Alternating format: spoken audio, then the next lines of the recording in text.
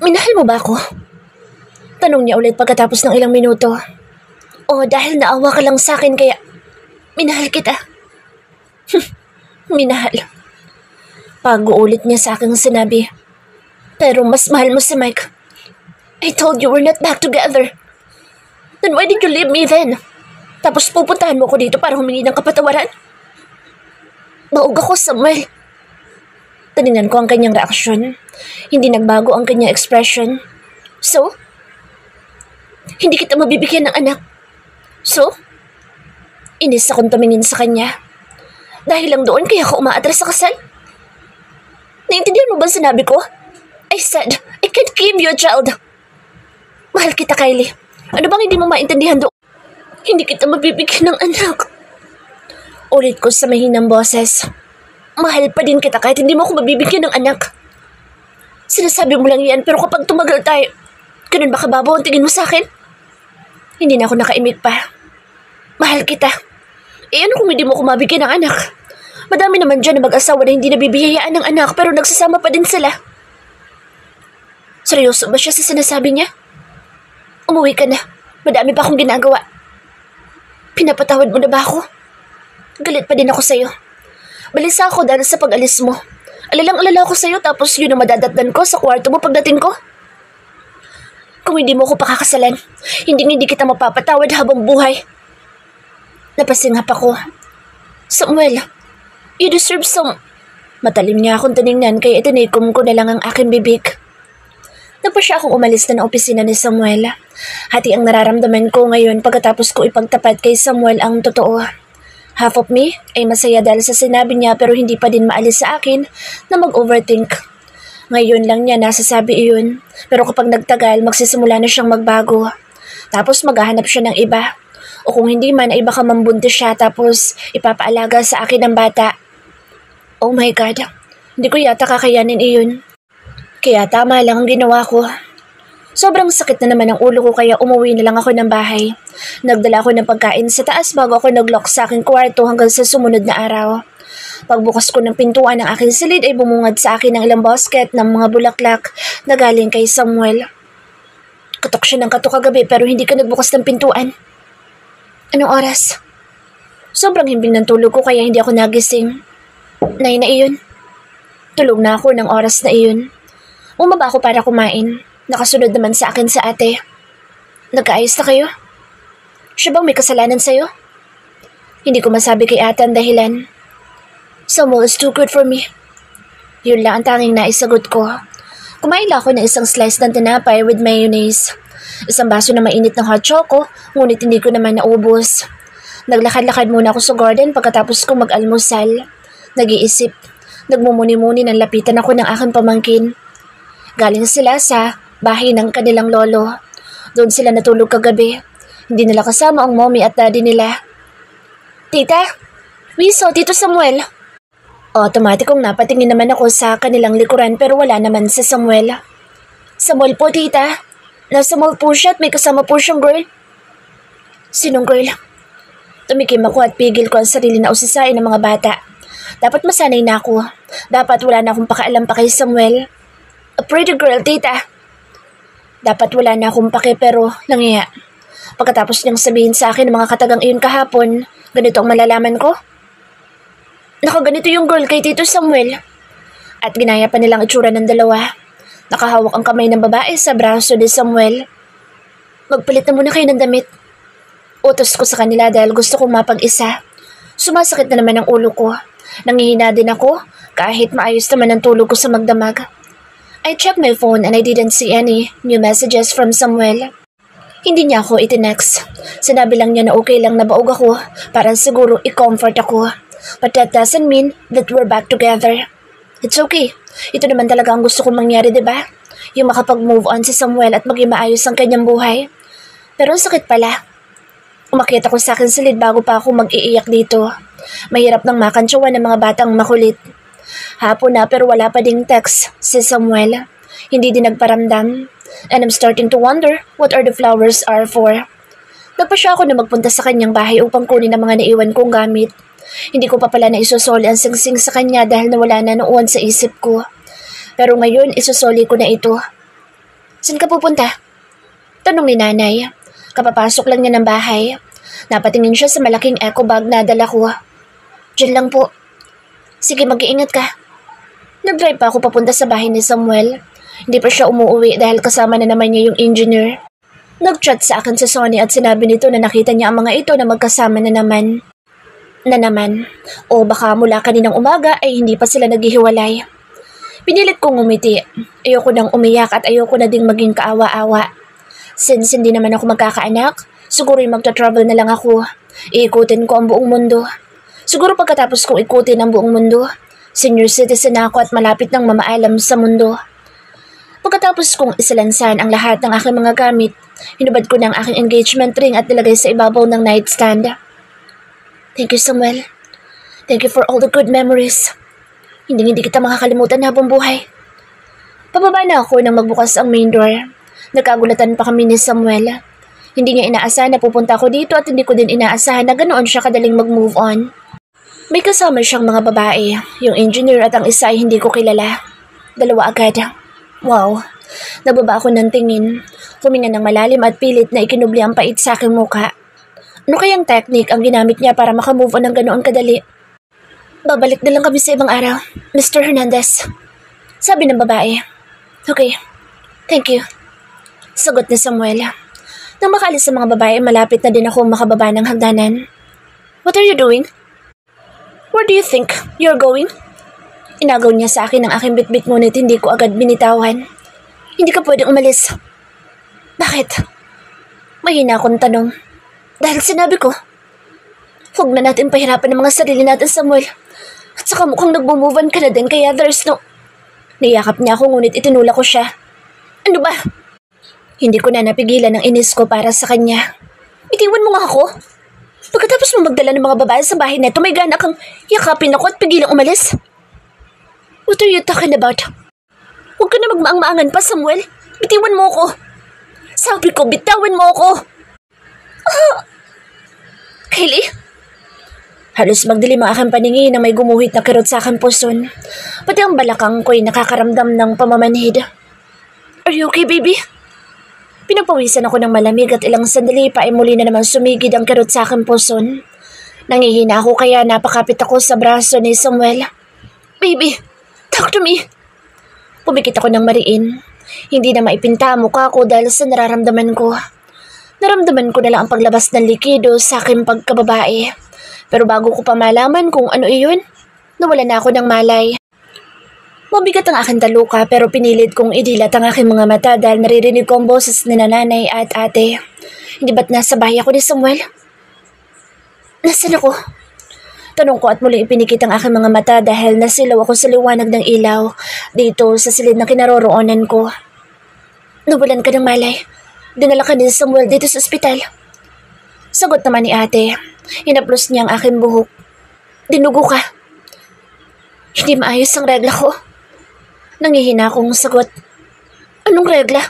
Buntis ka. Nagising na ng tuluyan ang aking diwa sa narinig kong sinabi ni ate. Buntis? Utal at hindi makapaniwalang tanong ko habang titig na titig kina ate at nanay. Hindi mo alam? Umiling ako. Pinaprank niyo ba ako? Hindi ako buntis dahil sabi ng OB-GYN ko, baog ako. Hindi ka baog. Buntis ka. In-ultrasound ka kanina sa ER. Ang sabi ng doktor na tumingin sa'yo, buntis ka. Kambal. Kambal? Oh God. Napatakip ako ng aking bibig. Totoo, ate? Nagsimulang manubig ang aking mga mata. Oh God. Tumungutango si ate kaya napahagulhol na ako sa saya. Thank you, God. Thank you, God. Hindi totoong baog ako. Buntis ako at kambal pa. Niyakap ko na mahigpit si nanay at ate. Yun ba ang dahilan ba't ka umatras sa kasal? Hindi na ako nakasagot pa dahil nagbukas ang pintuan at pumasok si Samuel at kanyang mommy. Namumula pa ang mga mata ni Samuel. Mukhang galing siya sa pag-iyak. Masaya ba siya na malaman na buntis ako at hindi baog? Lumapit siya sa akin. Hinaplos niya ang mukha ko ngunit umiwas ako dahil naalala ko na may kasalanan nga pala siya sa akin. Naupo naman sina ate at nanay sa may couch upang bigyan ng space si Samuel. How are you feeling, Iha? Medyo nangihina pa po, Mommy. Sagot ko. Mahiga ka na muna at magpahinga. Gusto mong kumain muna? Hindi po ako nagugutom. Tinulungan niya ako mahiga. Inaayos pa niyang aking unan. Si Samuel naman ay lumapit kina nanay. Pinag-uusapan nila ang planong pagsasampa ng kaso sa OB-GYN na nagbigay ng diagnosis ko. Bakit? Hindi ko mapigil ang tanong. Baka nagkamali lang siya. Ano naman ang motibo niya para gawin iyon? Nagkamali. She gave you harmful drugs. And I just found out that she's related to your ex, Mike. Ano? Nalaman niya lahat ng iyon habang wala akong malay? Isang beses lang ako nakainom ng isa sa gamot dahil tamad akong uminom ng tabletas. At saka sinabi niyang bawag ako kaya ba't ko pa iinumin? Oh my God. How are my babies? Oh my God. Ilang weeks na pala sila. Relax, Iha. The babies were fine. 10 weeks. Hindi ko na-miss ang period ko. Paano nangyari iyon? Normal ba ang mga babies ko? Napaiyak na naman ako. Parang silipa ang aking dibdib dahil sa mga pag-aalala sa aking mga anak. Calm down, baby. The doctor said they're fine. Umiling-iling ako. Baka na paano sila? Anong klaseng mommy ako kung... Shh, baby. Calm down, please. Bawal ka daw ma-stress, sabi ng doktor, kaya kumalma ka, okay? Paano ako kakalma, Samuel? Paano ako... Hinalikan niya ako. Huwag ka na munang mag-isip ng kung ano-ano, okay? Bawal ka ma-stress dahil baka duguin ka na naman. Huminga ako ng malalim at pinilit na kontrolin ang aking emosyon para sa aking mga babies. Tahimik ako nagdasal habang patuloy sa pag-agos ng aking mga luha. Lord, sana po'y normal ang mga babies ko. Napagod ako sa pag-iyak kaya nakatulog ako. Nang magising ako ay may nakahanda ng mga pagkain sa mesa. Nagugutom ka na? Tanong ni Mommy. Nandito pa din siya. Wala na si ate pero si nanay ay nandito pa din. Wala si Samuel kaya hinanap siya ng aking mga mata. Nasa labas sila. Kasama ang daddy niyo. Gusto mo nang kumain? Umiling ako. Tatawagan ko si Samuel para siya na magpakain sa'yo. Namula magkabilang pisngi ko dahil sa sinabi ni Mommy. Ayoko po, Mommy. Ayoko pong makita siya. Mukhang pinaglilinhan mo ang asawa mo.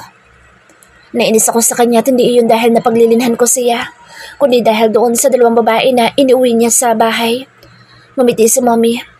Umiwas ka sa stress, okay? Tumango ako. Gusto mo ba ng gatas? Kahit gatas na lang muna, Iha. Mabutit hindi niya pinuno ang baso dahil bukod sa hindi ako nagugutom, mapait din ang panlasa ko. Kalalapag ko lang ng baso nang pumasok si na Samuel. Mula sa seryosong mukha ay agad siyang ngumiti nang makita na gising na ako. Kumain ka na? Masuyo niyang tanong. Hindi ako sumagot kahit pa nandito ang biyanan ko. Nainis talaga ako sa kanya. You're still mad? Why are you mad? Tumabi siya sa akin. Malukip-kip ako nang tangkain niyang hawakan ng kamay ko. Mommy, nanay, pwede na po kayong umuwi. Ako na po ang bahalang magbantay kay Kylie.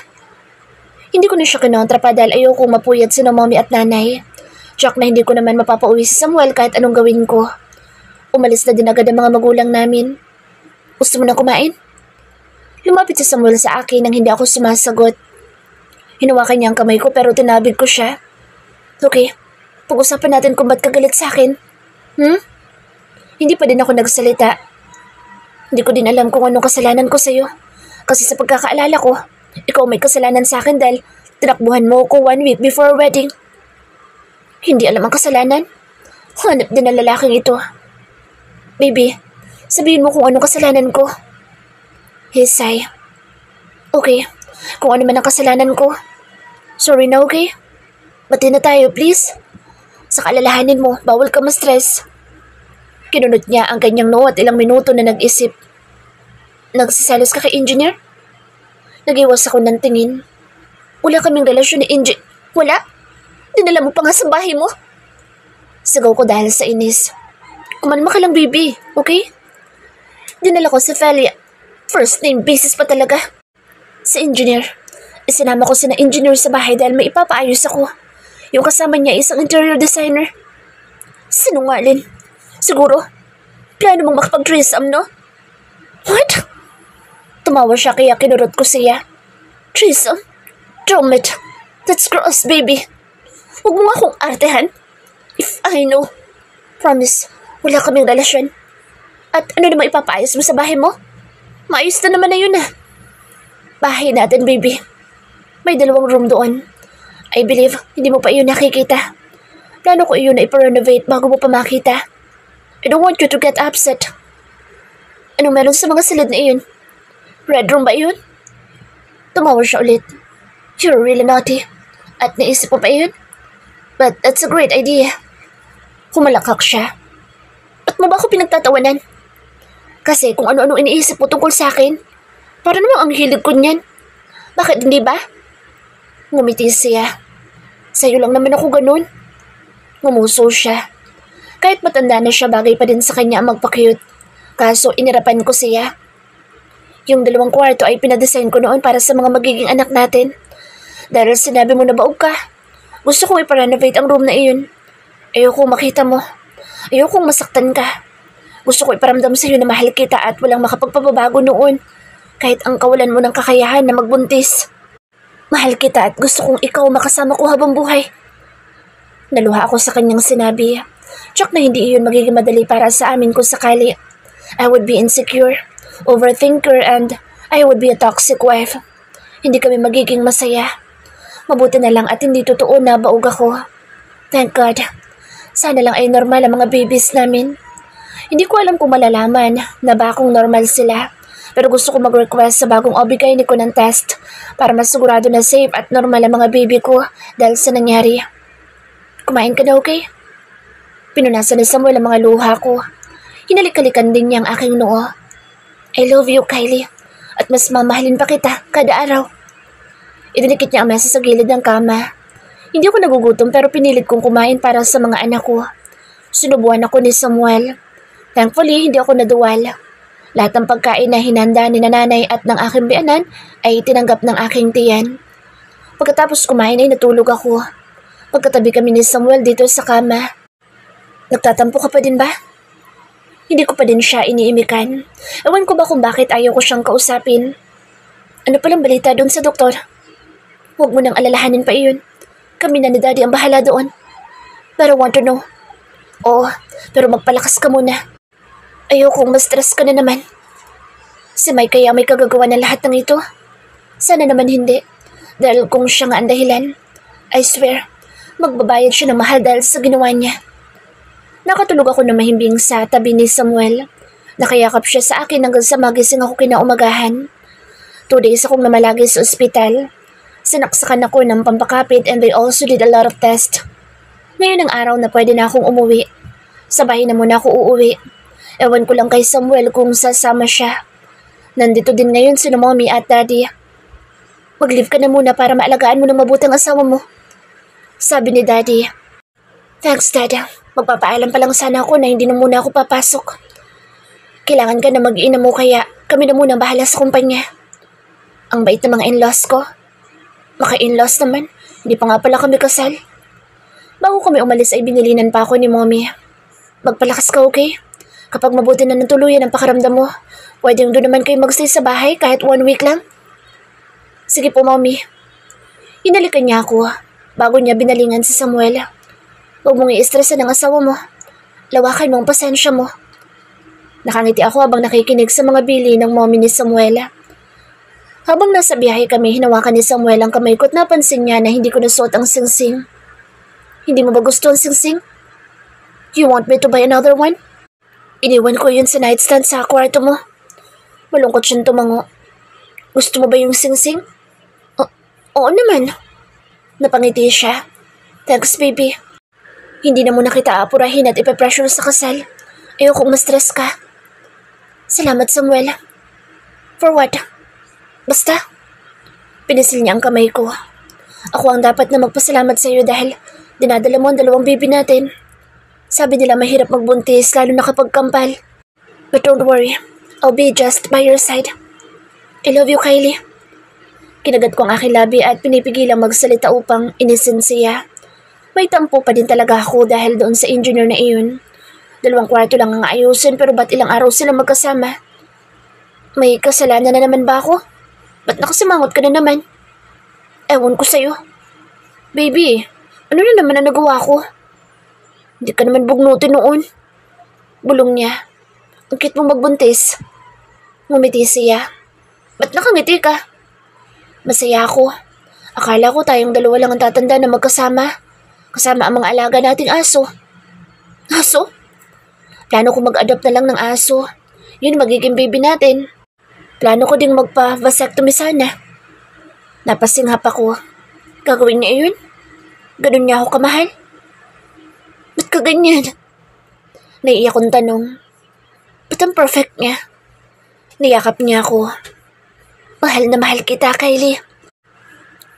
Tita, akala ko break na kayo ni Tito Samuel. Ito ang tanong ng isa sa kambal sa akin. Diba? Napaka-chismoso talaga. Magnap na kayo. Singit naman ni ate. Wala kaming plano na sagutin ang tanong ng bata. Except kay Samuel na hindi matanggap na iyon ang alam ng mga pamangkin ko. Hindi kami maghihiwalay. Actually, buntis na ang tita Kylie nyo. Wow, gumawa kayo ng bata sa room? Napangiwi kami lahat. Ba't ba napakaagang ma-expose ng mga bata sa ganitong bagay? Matulog na kayo. Isa. Bilang ni ate.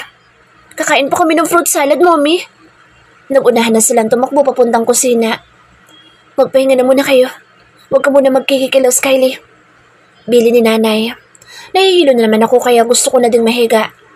Hinayaan kong buhatin ako ni Samuel hanggang sa aking kwarto. Ayoko ding magkikilos dahil natatakot ako na baka duguin na naman ako. Gusto kong ingatan ng husto ang dalawang babies na dinadala ko. Gusto mo bandalhan kita ng pagkain dito? Hindi ka gaanong kumain kanina. Kahit gatas na lang, Samuel. O kung may tira pa sa salad, kuhanan mo ako. Kumain ka na din. Nagkape lang siya kanina sa ospital kaya tiyak na gutom na siya ngayon. Naalimpungatan ako na makarinig ako ng mga kaluskos. Nakita ko si Samuel sa gilid at mukhang pinapakaalaman ng mga regalo na galing sa mga fans ko. What are you doing?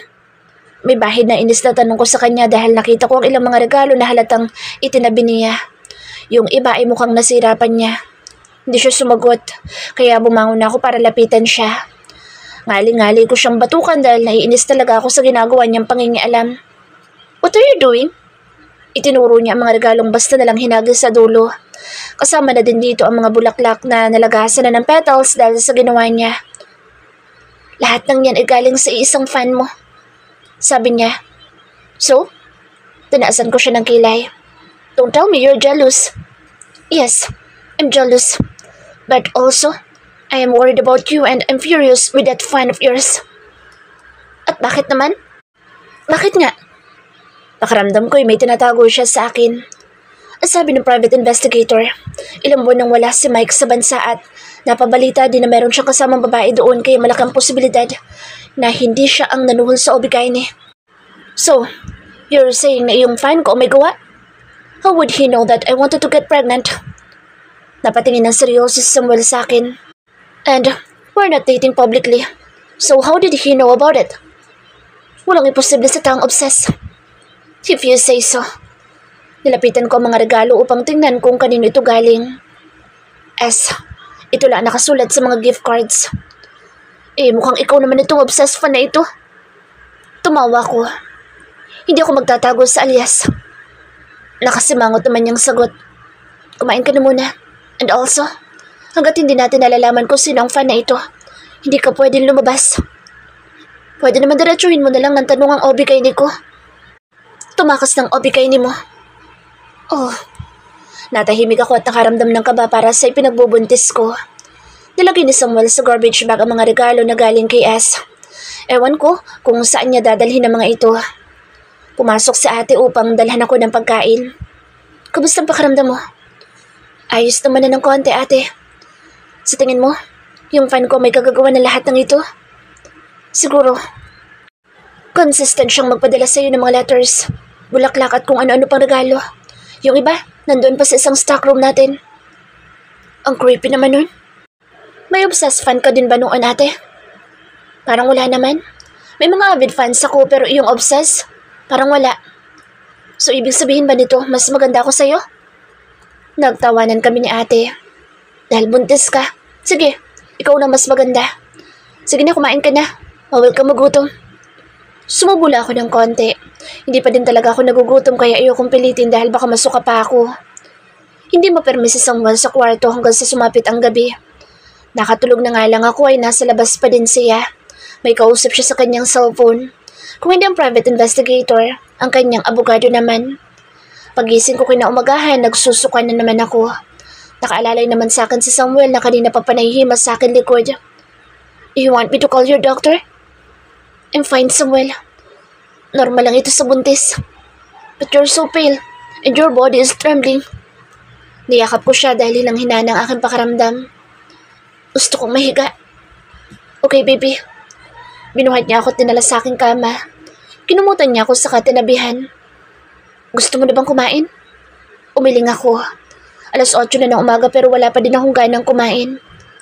Kahit gatas lang at tinapay, baby. Pangungumbinsi niya. Baka kasi masuka na naman ako pero tingin ko, tatanggapin naman ng tiyan ko ang gatas. Nag-crave akong bigla ng cookies. Cookies? Okay, I'll get you milk and cookies. Umakyat siya na may dalang gatas at cookies. Ubus na daw iyong baked cookies kaya nagpasuyo kay mommy. Mahilig itong gumawa ng cookies. Natikman ko na dati ang mga cookies na binake niya. Madalas noon nadalhan ni Samuel sa atin ang mga pagkain na galing sa kanila pero ako lang ang kumakain. Walang kaalam-alam si Samuel. Kailan ka naka-move on kay ate? Hindi ko na malayan na ibulalas ko na palang iniisip ko. Kumunot ang kanyang noo. When I went to the US, every time I remembered Kendra, he'll immediately cross my mind. Napataas ang isang kilay ko. Whenever I feel sad, the memories I have with you make me smile. 2 kilay ko na ang napataas. Hindi makapagsalita sa kanyang sinabi.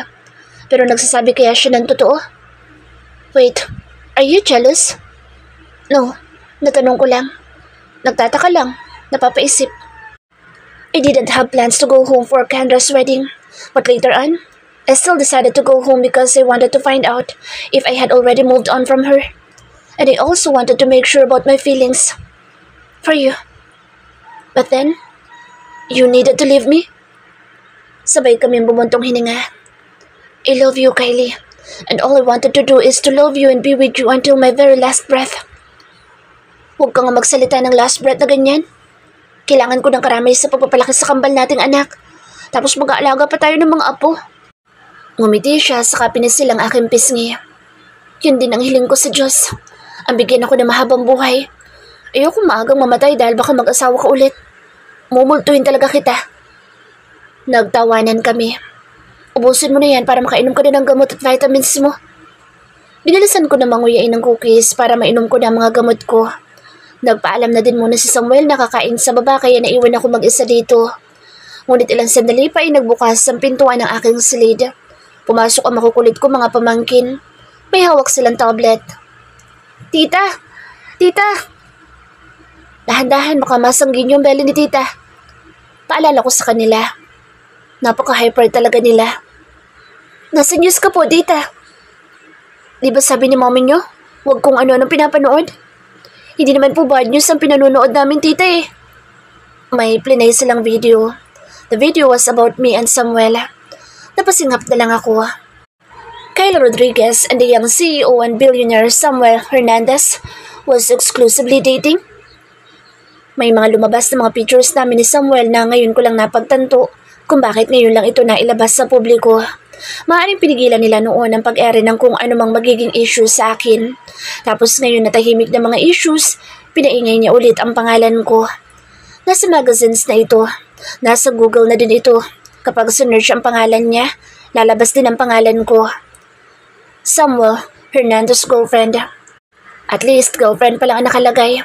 Saka na siguro yung engaged or about sa pregnancy ko dahil tiyak naguguluhin na naman kami ng mga press. Ngayon na lumabas na ito, malamang sa malamang uungkatin nila ang mga nakaraan namin, including his past with my sister. But who cares? It's all in the past now. Naningkit ang mga mata ko nang makita ko ang isang post na isang fan ko na kuha niyang video sa isang billboard sa EDSA. Pinabillboard pa talaga ni Samuel.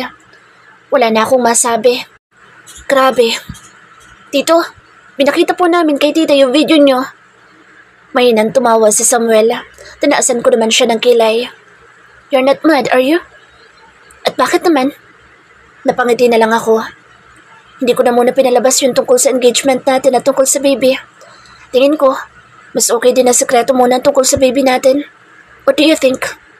Ikaw ang bahala. Pero tingin ko nga, mas okay na i-private na lang muna natin itong pregnancy ko. Baka madami magalit sa akin ng mga admirers mo. Biro ko. Kahit may edad na, habulin pa din siya ng babae. Mabuti na lang at sa akin siya nagpapikot at hindi sa iba. Ano balita doon sa obigay ni? Nag-isip pa siya na ilang minuto bago sumagot.